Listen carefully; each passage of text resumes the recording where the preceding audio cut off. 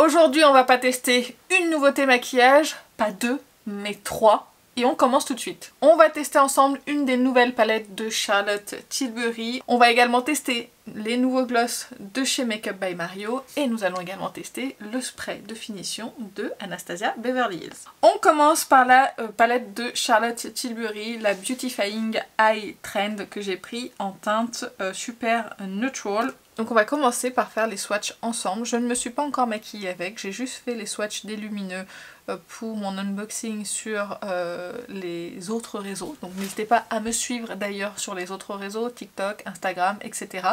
Vous avez tous mes pseudos de toute façon dans la barre d'infos. Je n'ai pas swatché les mats, donc on va faire ça ensemble. Vu que c'est une palette de 9 fards, on peut swatcher tous les fards.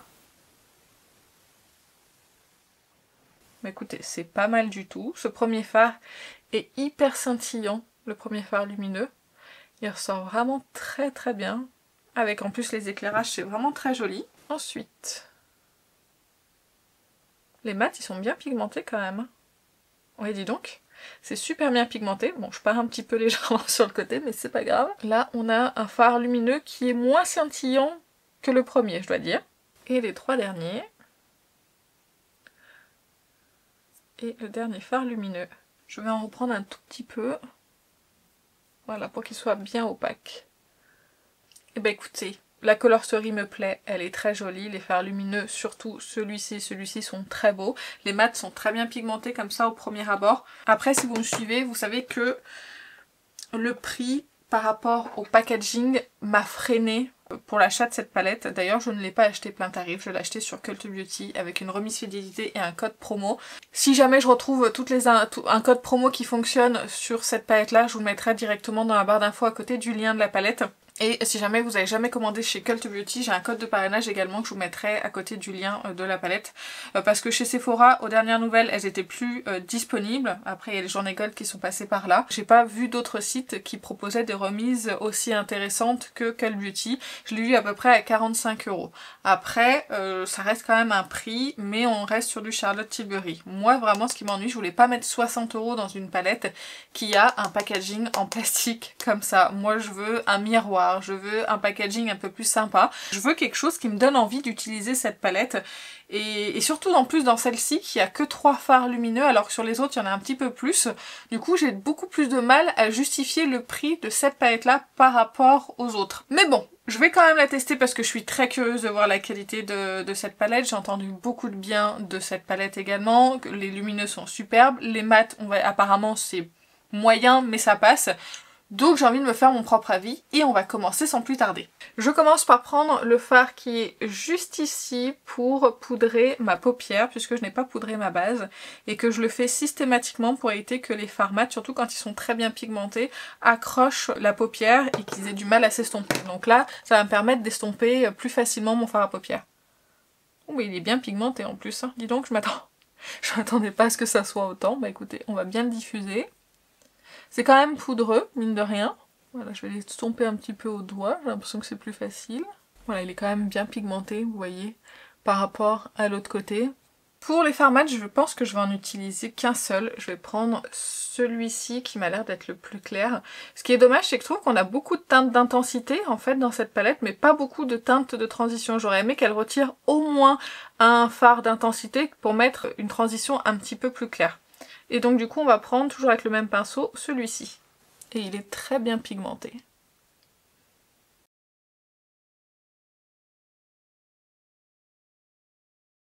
Écoutez, il se diffuse bien, il s'applique bien.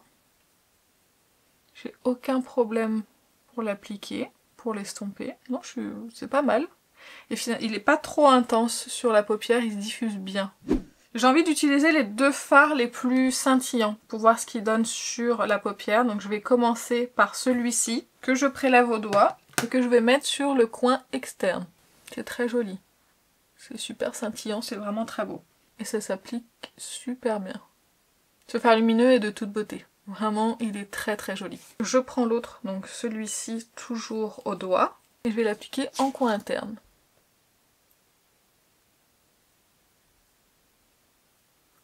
J'ai l'impression qu'il a un petit duochrome celui-ci, il est un petit peu plus froid. Je sais pas si ça va bien du coup ce que j'ai fait, si le mélange des deux va bien, parce que je le trouve un peu plus intense du coup celui-ci par rapport à l'autre. Du coup je vais reprélever du premier pour essayer d'intensifier un petit peu, que ça se fonde bien tous les deux.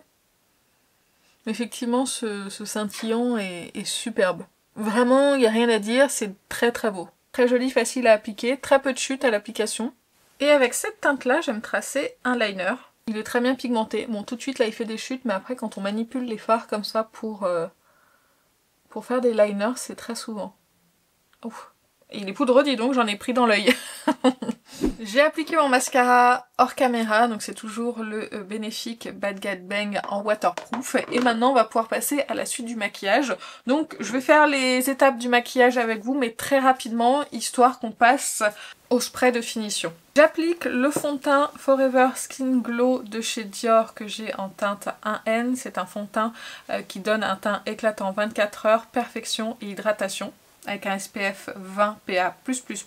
Comme d'habitude, j'utilise mon correcteur, mon anti-cerne favori de chez Haus Lab, c'est le Triclone Concealer que j'ai en teinte numéro 11 Light Neutral. Je continue avec un bronzer qui n'est pas vraiment un bronzer, c'est le Brightening CC Serum que j'ai en teinte Sunny Flash. Il est trop foncé pour moi, donc du coup je l'utilise en bronzer pour le terminer et je pense que je l'ai quasiment terminé. En blush, je vais utiliser un de mes derniers achats des Journées Gold. C'est un des mini blushs de chez Huda Beauty, le Blush Filter en teinte Strawberry Cream. Regardez-moi ce petit truc comme il est vraiment trop mignon. Je poudre mon teint avec la By Terry Hyaluronic Tinted Hydra Powder que j'ai en teinte 1 Rosy Light, qui arrive bientôt à la fin. Je vais enfin pouvoir la terminer et lui dire au revoir et passer à autre chose d'ici peu de temps. Et on va pouvoir tester maintenant le spray de finition de chez Anastasia Beverly Hills de Impeccable Blurring Matte Setting Spray que j'ai pris en format mini, il y a 40 ml, donc on nous dit en français que c'est un spray fixant mat effet floutant, qu'il a une formule légère et matifiante de 24 heures, spray translucide non desséchant pour un fini mat naturel, contrôle instantanément la brillance et estompe les pores, tenue longue durée qui empêche le maquillage de s'estomper et de s'incruster, sensation légère et non collante avec un fini frais, pompe brumisateur ultra fine pour une application uniforme et douce, convient à tout type de peau, surtout les peaux grasses. Je trouve déjà le packaging superbe, vraiment je le trouve très très très beau. Et c'est aussi pour ça que j'ai acheté ce produit, parce que j'hésitais avec celui de Make Up by Mario, j'hésitais avec celui de Fenty, et en fait en termes de packaging, je me suis plus retrouvée dans celui-ci, il m'a attirée et en plus celui-ci était disponible en version mini chez Sephora, qu'il n'était pas dans les autres sprays de finition. Donc je me suis dit qu'on allait tester celui-ci. Bien le secouer, je vais déjà le pchiter pour voir la brume. Ouh. Ça sent bon. C'est un parfum qui est frais mais très très léger hein, bien sûr.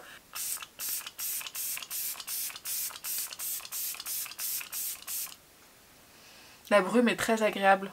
On la sent presque pas en fait se déposer sur la peau. Si ça se trouve j'en ai peut-être même trop mis. Et ce que j'aime bien faire après avoir appliqué un spray de finition, c'est le tapoter pour bien fondre les matières et le faire fusionner avec la peau. Et je n'aime pas le rendu que je vois pour le moment.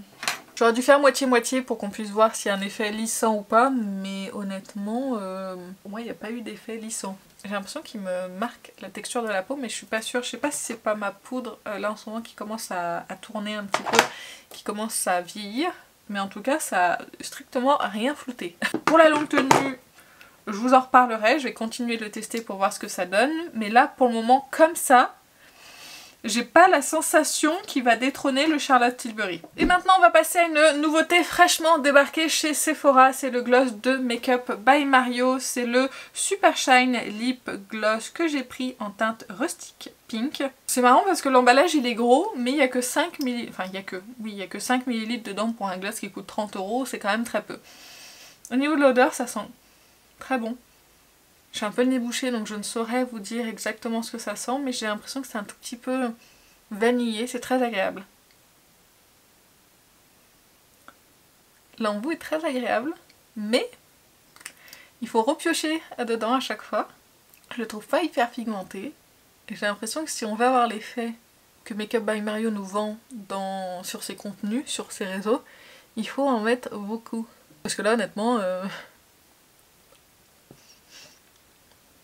ça parle de soi-même, c'est joli, Mais bon, voilà, franchement je m'attendais à tellement mieux de la part de ce gloss. Je m'attendais à vraiment qu'il vienne galber les lèvres, etc. En plus il colle un petit peu.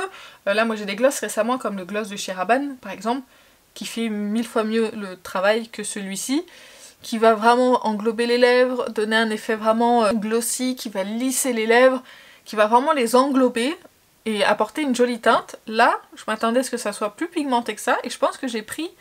Il me semble que j'ai pris dans les plus foncés, dans les glosses, et du coup je m'attendais vraiment à ce que ça le soit un petit peu plus. C'est joli, mais sans plus. Pour un gloss, je m'attendais vraiment à ce que ma lèvre soit complètement lissée, que ce soit bien englobant, que ce soit bien galbant, voilà, qu'il y ait une teinte un petit peu plus intense, mais là franchement c'est trop peu pour moi. Maintenant on va faire une rapide conclusion sur les produits, et notamment sur la palette de Charlotte Tilbury. Si je me base sur le prix, 60 €, pour moi c'est un non, dans le sens où elle est trop chère. Et je parle pour cette teinte là, bien évidemment. Par rapport à la quantité de lumineux qu'il y a dedans, je trouve que c'est trop peu par rapport au prix, même si vraiment les lumineux sont de toute beauté, hein. On peut pas le nier, vraiment c'est très joli. C'est une palette que je vais me resservir, que je vais utiliser avec grand plaisir, mais je l'aurais pas acheté 60 €, c'est pas possible. Là je l'ai payé 45 €. Et je trouve que c'est le maximum que je peux mettre dans ce genre de palette là pour un packaging comme celui-ci. Je n'oublie pas que c'est la marque Charlotte Tilbury qui a quand même un certain coût vis-à-vis de la marque, qu'on n'est pas sur une marque petit prix, mais je la trouve trop chère par rapport à ça. Voilà, moi c'est ça qui me dérange, c'est ce truc. Elle n'est pas mise en valeur, je trouve, la palette. Les lumineux sont pas mis en valeur dedans. Je trouve que ça fait pas objet un peu plus luxueux. Je trouve que voilà, il y aurait pu avoir un effort de fait, qu'elle fasse mieux au niveau du packaging. Vraiment, je me répète, mais je suis bloquée à cause de ce packaging. Si je devais parler en termes uniquement de formule, est-ce que c'est une palette que je vous recommanderais? Je dirais oui. J'ai pas eu de difficulté à utiliser les fards à paupières, que ça soit lumineux, que ça soit mat. Les lumineux sont très beaux, un très bel impact, sont hyper scintillants, sont très fins.